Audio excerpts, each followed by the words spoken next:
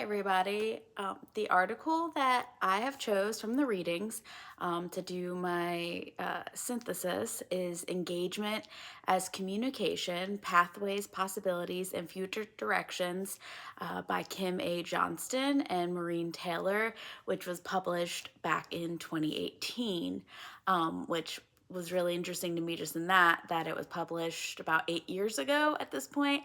And so many of the things they were talking about are still so relevant, at least from what I've seen in my interactions in the communications world today.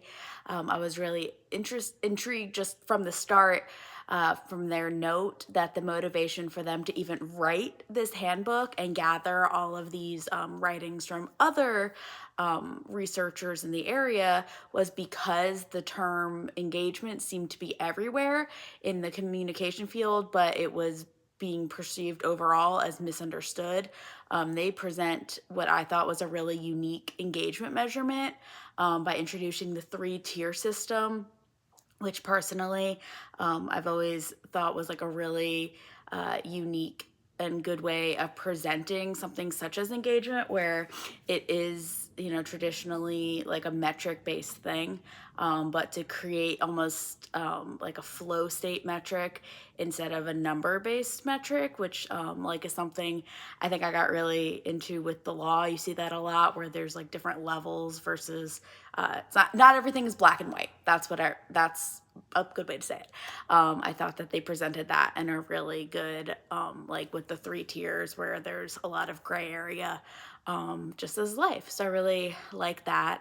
They talk about with the lowest tier, how it's very, I thought, intertwined with our modern definition of like social media engagement, presenting the idea that this is not so much engagement, but more potential for engagement off of that. And I thought that tied in really well with Dr. Brown said about the reading in the lecture, where social media isn't so much actual engagement, but a bridge to engagement. Taylor also presented the idea of as engagement being more than just awareness, which is something that Dr. Brown also talked about, and that this can be a practical challenge for a lot of nonprofits.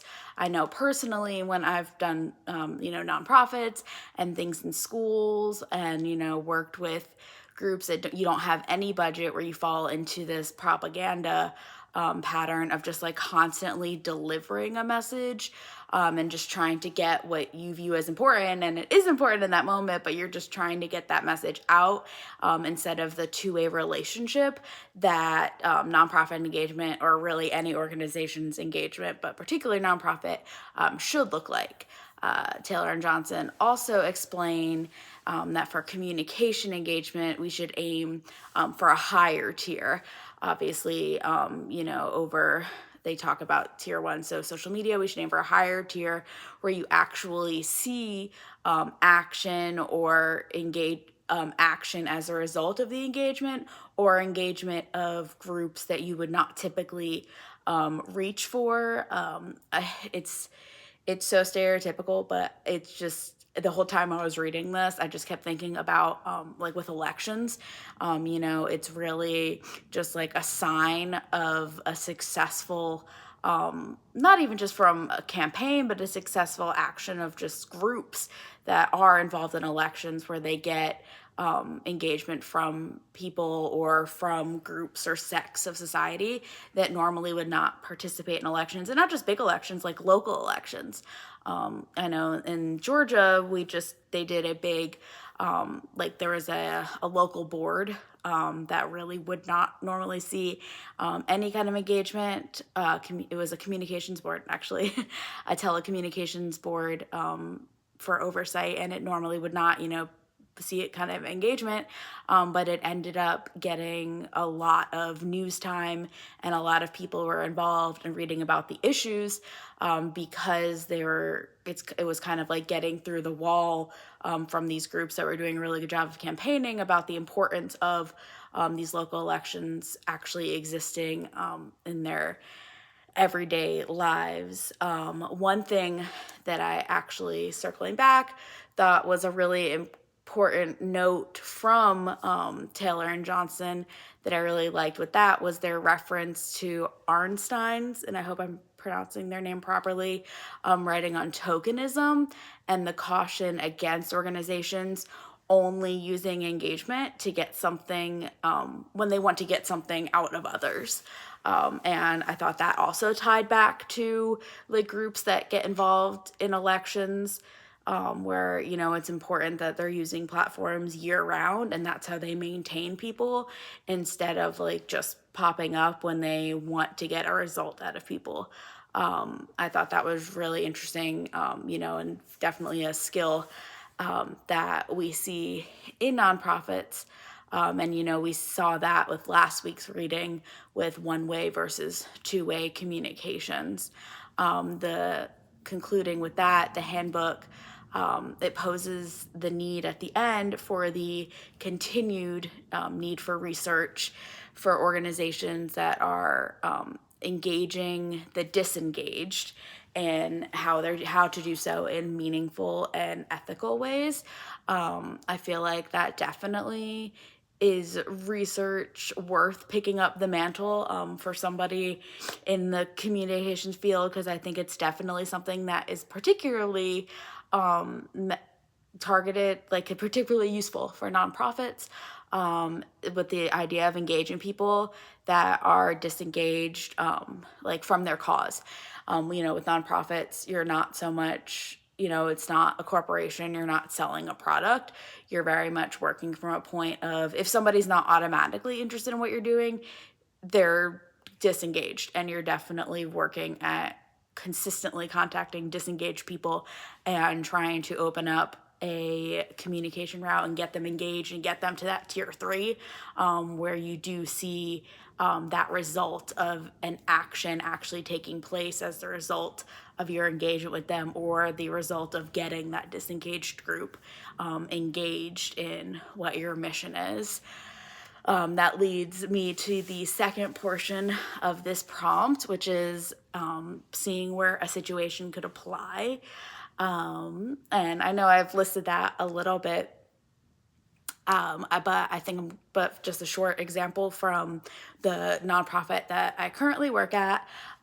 Like I said, it is a nonprofit. We are a nonprofit media organization. So we publish daily. Part of being a nonprofit is we are non-biased. We are all about just getting necessary information out to people in non-biased fashion, and making sure that keeping organizations and a lot of governmental organizations in check.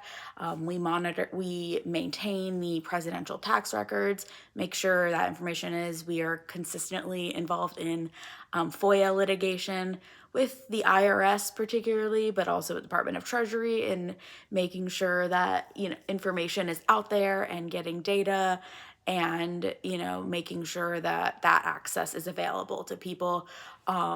Part of our nonprofit is we do have a behind the paywall part that is subscription based, but all of the stuff, all of the presidential records, all of the FOIA requests, that stuff falls all outside of our paywall, because that is, and our research tools are all supposed to just be a tool to engage general public in these issues that we want them to be aware of this information.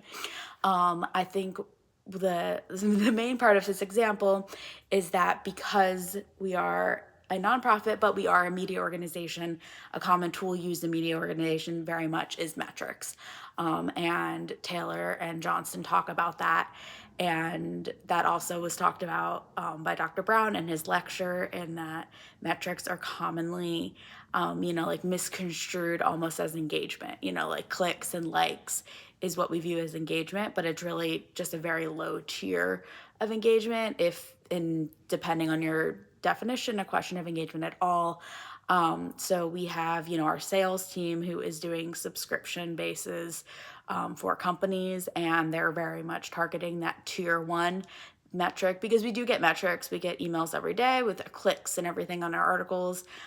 So you have the sales team that's kind of going for those tier 1 metrics. But then you have the editorial side of the company, and they're the ones doing the investigations and the research and the writing, and we're very much going for those tier 3. It's funny, you get a message here that you don't at for-profit media companies on the first day, is that do not look at the metrics. Like, the metrics will not matter, because it's not our mission to get 100 people to click on it. It's our mission to get the 10 people that need that information, and that information will have the most impact on, to get those 10 to click on it. I think one really good example of a tier 3 engagement that I will talk about is, I used to cover our I used to cover for our retirement regulations for the IRS and our retirement cases, and I did the legal analysis of those. And when we had Secure 2.0 a few years ago, which was a big legislation package, and I did probably 100 articles and analysis and spoke to people from all over the country and practitioners and all throughout the government, and went to every single lecture. We do a lot of in-person engagement as part of that, which is something, you do see that sometimes in other media companies, but they make sure for our editorial that's front and center, knowing, kind of getting our face out there and breaking that reader media wall. But I had written an article about a small announcement that somebody from an IRS person had said at an event. It was a public event. It was not very well attended. I was the only media person in the room. There was like 20 practitioners in the room. I wrote it. We published it. I looked at the metrics even though I wasn't supposed to. Maybe 15 people clicked on it. But then I didn't hear anything about it. I was like, okay, but like it still got out there. Another publication actually picked it up and did like a small note about that. And for us, that was an engagement where it's like, yes, only 15 people read it, but this other publication who covers, bigger tax news was like, oh wow, this is something we missed. So like that is a tier 3 engagement as far as we're concerned.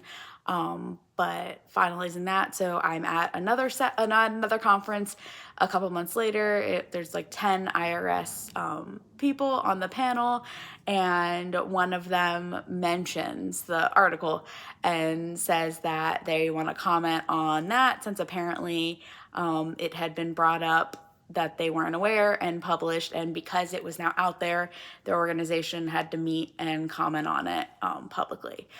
So for us, even though that article, by standard media metrics had very little engagement, it had a lot of those highest, level of engagement that Taylor and Johnson talk about, where it actually saw action on the end. And so, yeah, that was my example, and I really enjoyed the other readings this week, and I look forward to hearing everybody else's video. Bye.